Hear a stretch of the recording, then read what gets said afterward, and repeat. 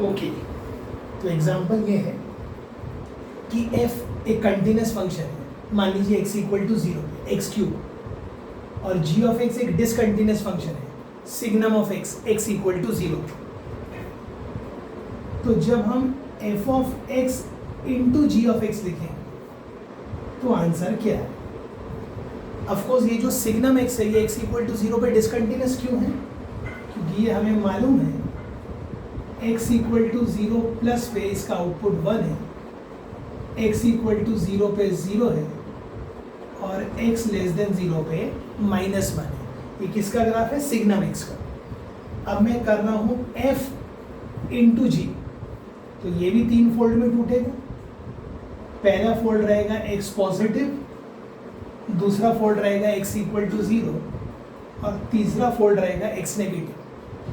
तो यहाँ से x क्यूब और यहाँ से 1 मल्टीप्लाई हो गए तो x क्यूब, यहाँ से x क्यूब और यहाँ से 0 मल्टीप्लाई हो गए तो 0, यहाँ से x क्यूब और यहाँ से -1 मल्टीप्लाई हो गए तो -x क्यूब। तो मैं ये कहना चाहता हूँ ये जो फंक्शन है f of x into g of x, इसको आप प्लॉट कर लीजिए, ये x इक्वल टू 0 पे कंटिन्यूस है। ओके, अब इसका ये मतलब नहीं है कि f कंटिन्यूस है, g डिसकंटिन्यूस है, तो f इंटू जी कंटिन्यूस ही होगा। वो हो सकता है कंटिन्यूस हो सकता है वो डिसकंटिन्यूस हो। एक एग्जांपल मैं लिखूंगा, फिर अपन इस पे डील करेंगे।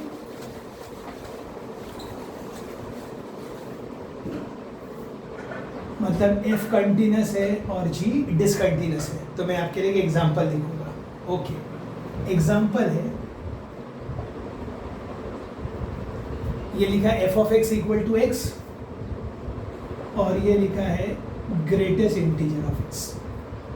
मतलब ये कंटिन्यूस है, ये डिसकंटिन्यूस है, x इक्वल टू 0, और जब हम इनको मल्टीप्लाई करेंगे तो ये जो आंसर आएगा x into greatest integer of x, इसका ग्राफ प्लॉट कर लीजिए तो आपको पता चल जाएगा कि x इक्वल टू 0 पे डिसकंटिन्यूस है।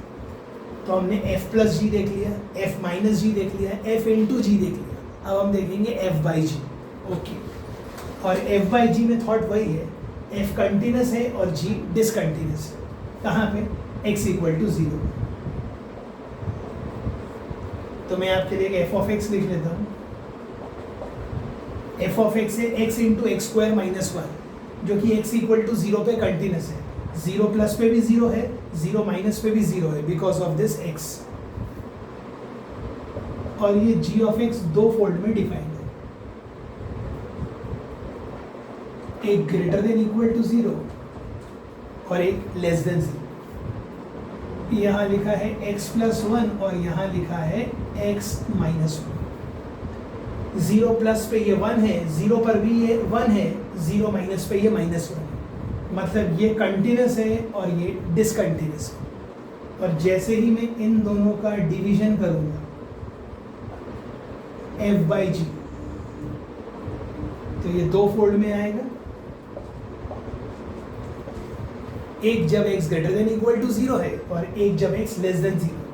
तो जब आप दिस बाय दिस करेंगे तो इसके फैक्टर में x माइनस 1 और x प्लस 1 आएगा, तो x प्लस 1 कट जाएगा, तो यहाँ आएगा x इंटू एक्स माइनस 1, और यहाँ पे x माइनस 1 कट जाएगा, तो इस फोल्ड में आंसर आ जाएगा x इंटू एक्स प्लस 1।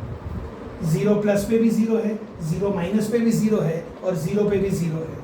मतलब अब ये function f by g x equal to 0 पे कंटिन्यूस है। हो सकता है डिपेंडिंग अपॉन द सिचुएशन ये डिसकंटिन्यूस भी आ सकता था। ओके,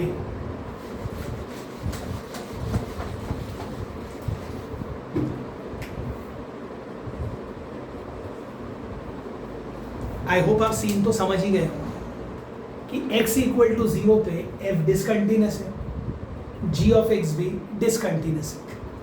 तो मैं कहना चाहता हूँ f प्लस जी, f माइनस जी, f इंटू जी और f बाई जी के बारे में आप कुछ भी एडवांस में नहीं कह सकते कि ये कंटिन्यूस होंगे कि डिसकंटिन्यूस होंगे। वो डिपेंड करता है वो फंक्शन क्या है, वो डिपेंड करता है वो x क्या है, मतलब वो सीन पे डिपेंड करता है कि इसका आंसर क्या आने वाला है। एग्जाम्पल के तौर पे मैंने f ऑफ x ले लिया ग्रेटेस्ट इंटीजर ऑफ x, जो कि x इक्वल टू 0 पे डिसकंटिन्यूस है। और मैंने जी ऑफ एक्स ले लिया फ्रैक्शनल पार्ट ऑफ एक्स जो कि x इक्वल टू 0 पे डिसकंटिन्यूस है, लेकिन जैसे ही आप f प्लस जी करेंगे तो आंसर x आएगा जो कि x इक्वल टू 0 पे कंटिन्यूस है। हाँ, अगर आप f माइनस जी करेंगे तो वो डिसकंटिन्यूस आएगा। अब कुछ लोग सोचते हैं कि अगर f कंटिन्यूस है g discontinuous, sorry f discontinuous है g डिसकंटिन्यूस है, तो f प्लस जी अगर कंटिन्यूस है तो f माइनस जी डिसकंटिन्यूस आएगा। ऐसा कुछ नहीं है। मैं यहीं पे आपका सीन बदल देता हूँ। अगर मैं लिखता हूँ f of x 2 times greatest integer of x जो कि x इक्वल टू 0 पे डिसकंटिन्यूस है, और g of x fractional part of x है जो कि x इक्वल टू